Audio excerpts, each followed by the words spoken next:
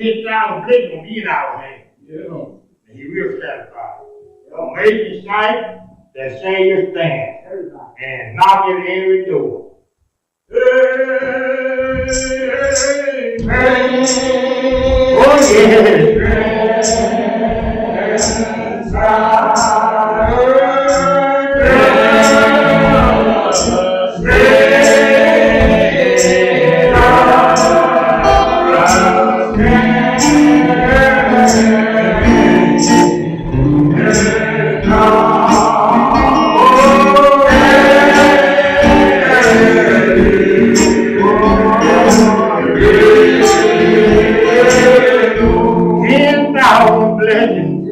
In his hand to satisfy the poor.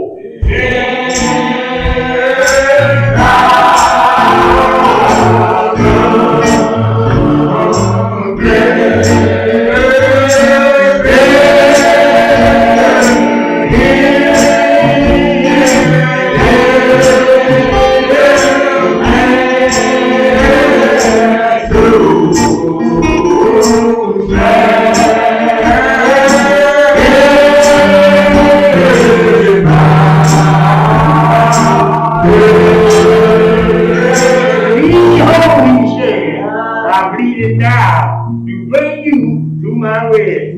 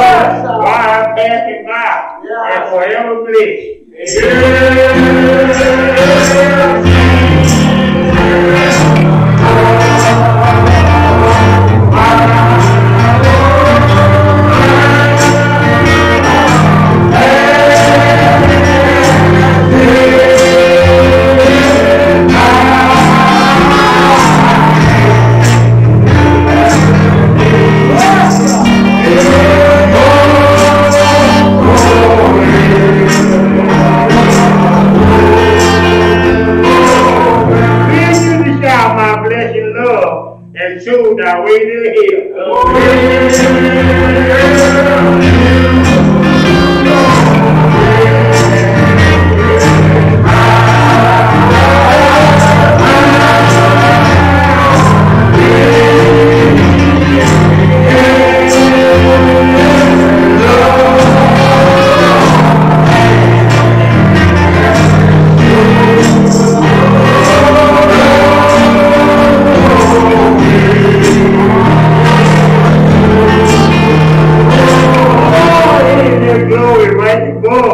We'll be forever dwell.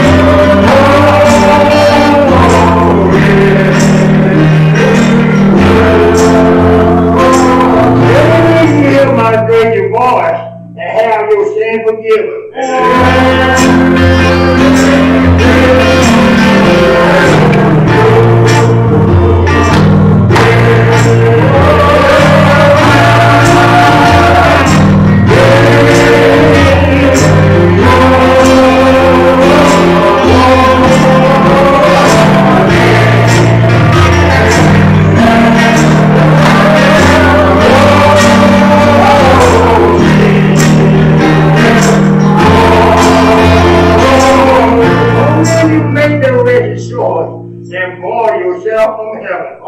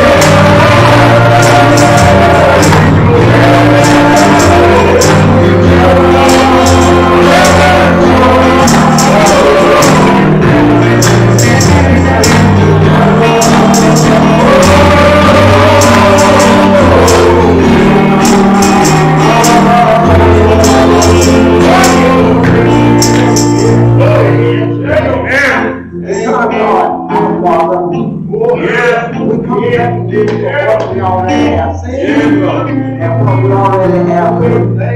Our Father, realize that you God that sit high and you look low, our Father. Our Father, you see everything that we do, you hear everything we see. But right now, our Father, we ask you to be in the middle of our Father.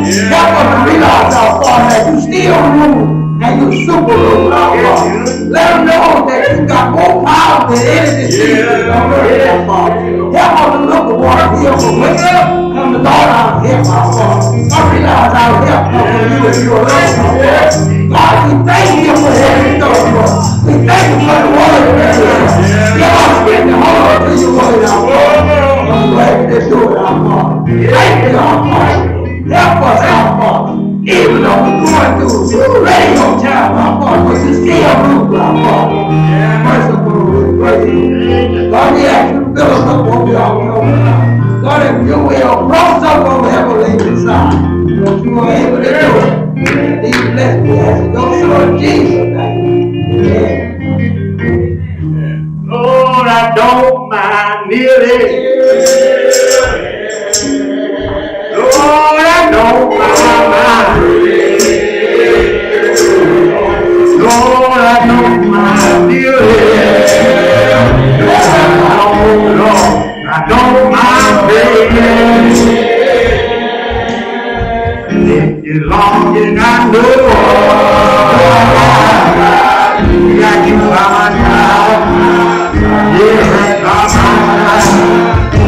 Lord, I don't mind nearly.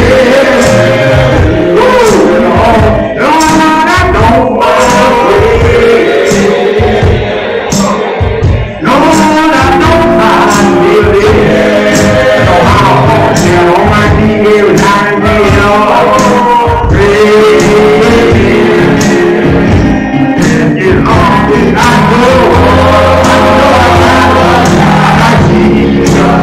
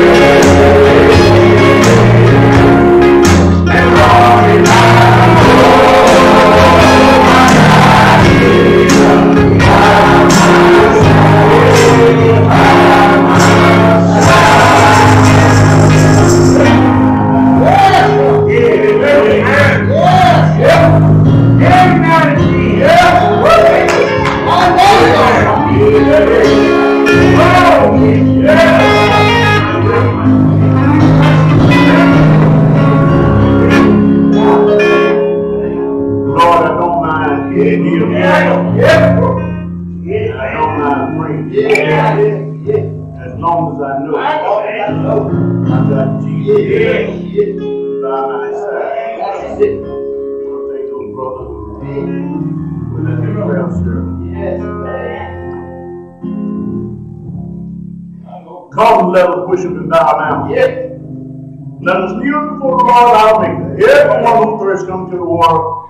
Seek the Lord while he may be found. Call upon him while he is near. We want to thank Mount Moriah Church family for joining me on this morning. This month, Black History Month. Had not been for the Lord on our side, I don't know where we would be. Let us pray. Most holy everlasting Father, once again, preaching your gospel is in my keeping. And Heavenly Father, I'm committed to do the very best that I can. I ask you to fill my mind with distractions, to fill my heart with compassion. Speak through me, that I may speak through you. Thank you. Help me, Lord. Speak the word that I feel you have blessed me to give you. Lord, allow me to decrease by you increase. But let the words of my mouth and the thoughts of my heart be accepted in your sight. You are our Redeemer. Well, and bring the same. Those of you who have your Bible, we ask you to turn to the book of Joshua, the 24th chapter. Joshua 24, begin at the 13th verse. I'm going to read a few verses from you here. Listen what it says. And I have given you a land for which ye did not labor. And cities ye built not. And ye dwell in them of the vineyard and the olive yard, which ye plant not, do ye. Now therefore fear the Lord and serve him in sincerity and in truth. Put away the gods which your fathers served on the other side of the flood in Egypt. And serve ye the Lord. And if it seem evil unto you to serve the Lord, choose you this day whom you will serve. Whether the God which your fathers served that were on the other side of the flood, or the God of the Amorites, in whose land ye dwell. But as for me and my house, we will serve the Lord. May the Lord bless the reading and the hearing of his holy, magnificent word.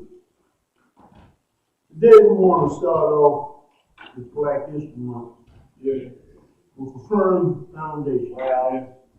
Firm foundation. I don't know about y'all, I don't know how many of y'all remember back in the day, our parents, they had some real strict rules. We had to live by. I remember, some of y'all probably remember too, children didn't talk when the grown folks talked. Right. They had adults conversations. They had children conversations. The children didn't get in all type of mischief with fear of what might happen when they got home. Anybody remember those days? You see, the way we live shows others the strength of our commitment to our home and the service to God. I don't believe it's no secret that the home is under attack in our modern society. Sometimes you can't tell the children from their God. You see, the home was ordained of God, beginning with Adam and Eve, being the first human institution created by God. And those who will be honest with themselves will admit that the home is the foundation upon which the society is built. Well, And the very fabric that ties us together. In other words, if the home ain't right, you could have a problem in your community. Yeah, as the home goes, so does society. And I don't have to explain a whole lot to you about that because all you got to do is open your eyes and look around. Yeah. And we see all kind of things. Some of us are even afraid of your children. yeah. That's the time we live in. Being the first of God's institution for humanity, the home quickly came under attack by the enemy, and his assault has never stopped. Oh. He's still messing with the family. Modern society is doing everything it can to dismantle the biblical model of what the home ought to be. Well, And you have to watch yourself. I like internet, I like Facebook, I like Twitter, but you got to watch how this stuff is used. Yes, You can use the build up, and you can use it to tear down. And see, the refusal to consider or admit that the homes are being destroyed is a big problem. And if the churches in our modern society is to overcome these slippery slopes, we began navigating, the home must be built. The home must be built on principle, biblical principle. that's right. Not on what the internet says, all right. the Facebook says. When the biblical model for the home is abandoned, society will decay and along the way. Oh. I don't know about you, but the folks that came before us done a lot Yes, that we might be here today. sir. That's why we celebrate Black History Month. For the next week or so, I want to examine a couple of passages that deal with the biblical blueprint of the home. You see, our texts today deal with the foundation of the home. As with any other building project, a firm foundation is necessary. Yeah. If the foundation isn't firm and secure, the integrity of the building is always compromised. And that's why we want to talk about a firm foundation. And we want to deal with Joshua because the first thing he did in the 13th verse, he had discernment in the 13th verse. He said, and I have given you a land for which ye did not labor, and cities which ye built not, and ye dwell in them, and the vineyard and the olive which ye plant not do ye eat. Yeah. After we have stepped into the middle of this conversation of the text, because Joshua had faithfully led the people across the Jordan River into the promised land. All right. He had called all the leaders of Israel to stand before him. And Joshua knew his time on earth was about over, and he delivered a solemn charge to the people prior to his death. Yeah. You see, back in the day, folks realized Yes. when their time was about over, you need to tell the young folks, the one taking over, All right. what they need to look out for and what they need to do. Yeah.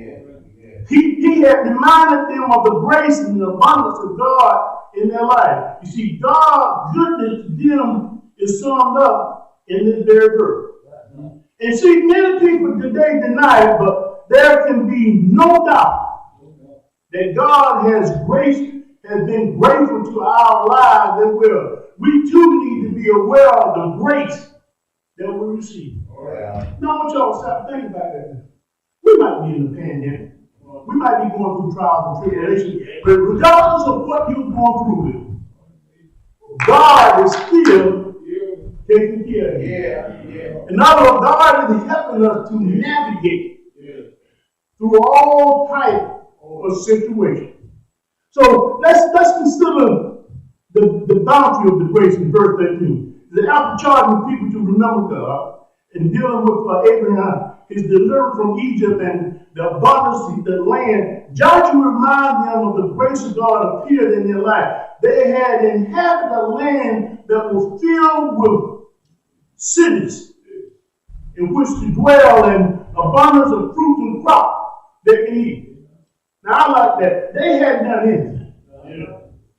God had already sent some fellas out to check it out. And only 2 came back. And they knew what God had planned for them in the promised land. Now here Joshua is telling them, look, and I want to paraphrase this, look, God been good, y'all. And I'm here to tell you, my brothers and sisters, regardless of what you have been through with in the last 2 years, God has still been good to you. Yeah, the witness of Joshua McKellar of the land flowing milk and honey were, it was true. God had been overlooked and cast aside in many moments. His blessings and his abundance even isn't acknowledged, but there can be no doubt that God has blessed us as well. He has more than met our needs materially, and most important, He sent His only begotten Son. God's good grace has been poured out on all of us. We live in a country that's better than most countries in the world. God has been good to us, and here we are. I heard a little lady talk this morning on the news talking about when Black History Month. We want to talk about 3 or 4 folks. Talk about Martin Luther. We talk about the old girl on the bus. And we've been doing that for the last 20, 40 years. But God has been good to a lot of us. God has taken care of your parents. Your parents are responsible for you being where you are. Your parents are responsible for giving you the integrity. You want to follow God. He met our needs materially. And his son died but that we might live. Notability in that same verse, 13. Joshua also reminded them that the city which they now dwell, they had labored to build. The grapes and the olives were eaten, came from vines and trees they had to eat with. God had brought them to a land that was already prepared for them. Guess what? When your parents raised you, you had no idea that they had instilled some stuff in you that'll get you where you are today. Had it not been for God on your parents' side. I know some of y'all say, but my parents were mean. Well, they're mean for a reason. They're mean because they wanted you to do better than what they did. That's what happened with Black history. When you think about Black history, you think about how good the folk came through us. How many of y'all remember the church that sat over there? Now, for the year, God blessed them to put you right here. Not only that, they made it modern, and you still passed on. The question is, what are you doing to maintain what God has done? You see, God had brought them into a land that was already prepared, and all they had to do was move in and enjoy it. Ain't that right? Yeah, some of when you get your house built, them folks don't work on it. You don't criticize them. They talk about how you want it, how you need to have it, and when they say I'm finished, all you do is go in and enjoy the benefit. I know that building a home and maintaining a family requires effort on our part, and I'm not insinuating that we're lazy. But what I'm saying is that God has given us the benefit of God. He's blessed us, even though we might not deserve it. We have inherited much from those who have laid before. They have laid a good foundation on which for us to be. That's why you're in this church today, because somebody told me we need a better house. We need to dedicate it to God, and we need to be about the Father's business. The question is, what are you doing for your children? The Lord has given Himself at the atonement sacrifice for our sin and offer salvation freely, all to help us to be faithful. And having received so much, we are obligated to be good stewards of what God blessed us with. you're obligated. God gave you something so you can handle it like you need that. If you're a business person, God blessed you. You didn't just jump up and go into the business. You go to talk to God. God set you up, but you need to look to the hill. Yeah. From where you're coming to help. I want to continue to build on the solid foundation in order to leave our children and inherit much like what we receive. And so, if we work for my hand, they're stripping the death. They're teaching me to be in church. They're making me do things that I want to do. I got mad, but as a result, it paid off. You've been blessed beyond measure. But the question is, will the future generation be able to say the same thing about us? Yeah. And I think change. I'm afraid that they might not be able to say that. See, we're not doing what our parents have done. We're not doing and dedicated like they used to be. They didn't have the transportation that you got there. Most folks in here got 2 or 3 cars. Back in the day, they might have had a car, might have had a vehicle. Some of them might not have had anything. So I remember back in the day that they were carrying a pair of shoes to walk in the church. And before they come in the church, they take off the walking shoes. Put on the church shoes. Yeah. See, we had church shoes and play shoes. We had play clothes and dress clothes. Now we can't tell nothing from anything because we take what God has already blessed us and we just misuse it for what Joshua was trying to do. He was trying to get them to understand I'm going to lead you now, but y'all got to realize who's really in charge. Yeah. Look at what Joshua done in that 14th verse. Joshua spoke of their duty.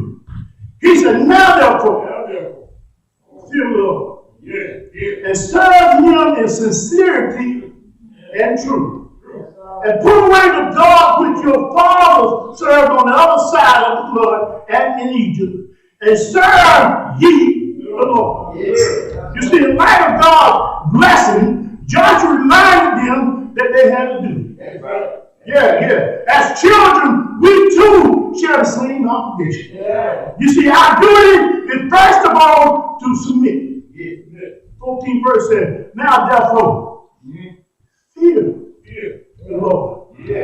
John reminded the people to fear God. This means to be afraid of, to stand in awe, to reverence him, to give him honor, to wish him. We're here today to give God the glory.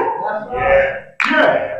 It had the idea that we recognize his position. He's above all things.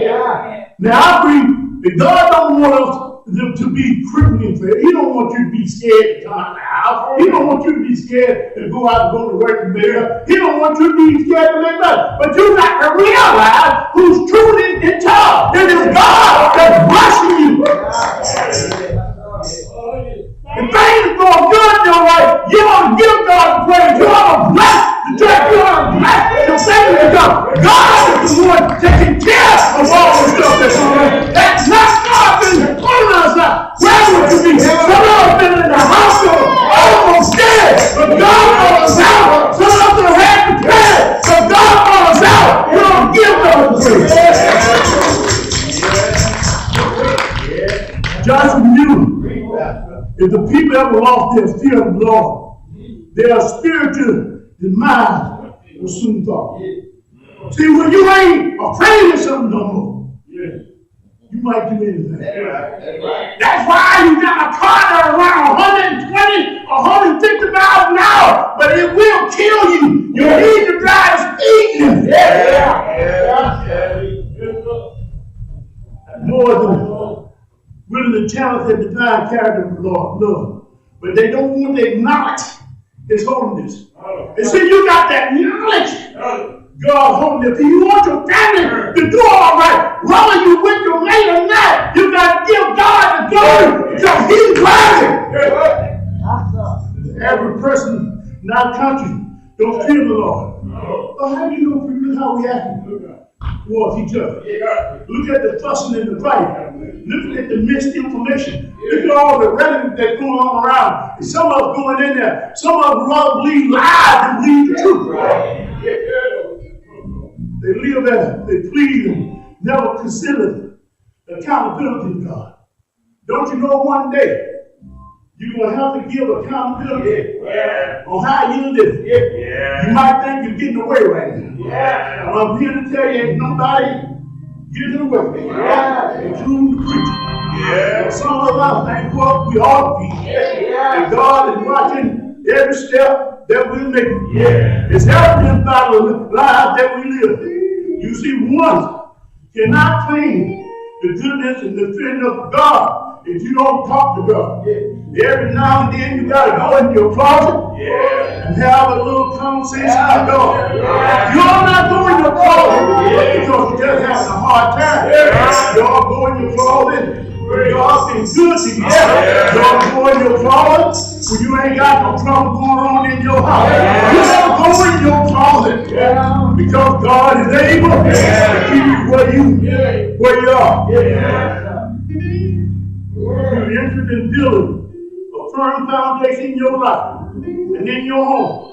You need to fear God. See, we'll never honor or serve Him apart from giving Him the praise. Now notice our duty in that 14th verse.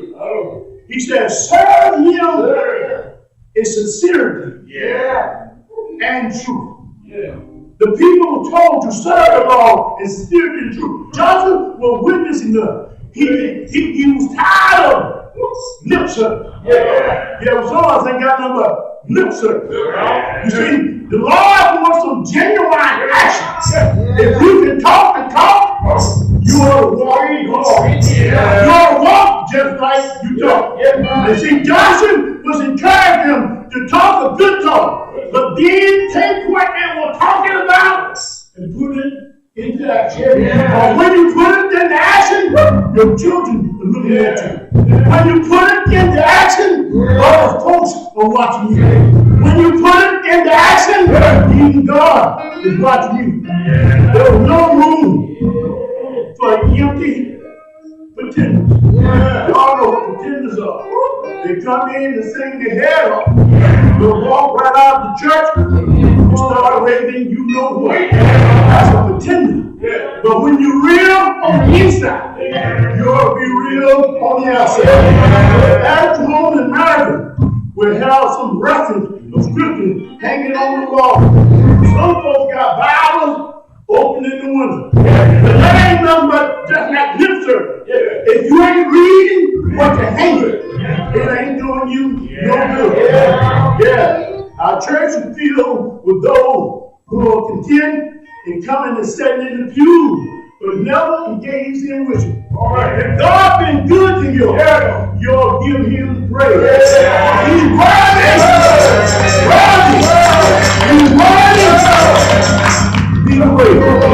In other words, we ought to be practicers, not just spectators. The question is, do they experience genuine service in life? We must be willing to act and be engaged in the service for the Lord. Notice the duty of the saints in that last half of that 14th verse. He said, and put away the God which your father served on the other side of the flood and in Egypt, and serve ye the Lord. Although God had been faithful in Israel, there was false God among some of the people that were being influenced by the nation close around. All people were not seeking holiness and sanctified. They wanted to receive. They wanted to receive what y'all want to receive. They wanted to receive the blessing of God. But they didn't want to do what God had called them to do. And Joshua shouted them to put away those idols, serving God, and commit their heart to God. You see, our home may not have an altar full of all kind of God. But you might argue that you ain't got no idol in your house. And I agree that there might not be no statue on your mantle. But there may be some stuff in your garage that you like very much. There might be a whole lot of stuff in your closet that you cherish a great deal. There might be some stuff that you like doing before you decide you want to go to church. All that is nothing but idol. If you want to serve God, you got to put that stuff aside and let God have His way. Anytime our lives have the priority of serving other things, you got an idol in your hand. We need to rid ourselves of idols. And we need to build on the firm foundation that Jesus Christ has left for us. Now notice in that 15th verse, Josh asked him to make a decision. Make an act of sin. Listen, have a challenge for people regarding their relationship with God. He now called them to make a conscious decision. We too got to make a decision. Notice the choice. In the first part of 15th verse, he said, and if it seems evil unto you to serve the Lord, choose you this day whom you will serve. Well, God, which is the Father, serve at the other side of the flood, or the God of the Amorite, in whom the angel dwell. You see, Joshua revealed that there's only two choices. The true and living God, or the false God that folks like to hang on to. And I got to tell you, money is a God too. If you let it take you over.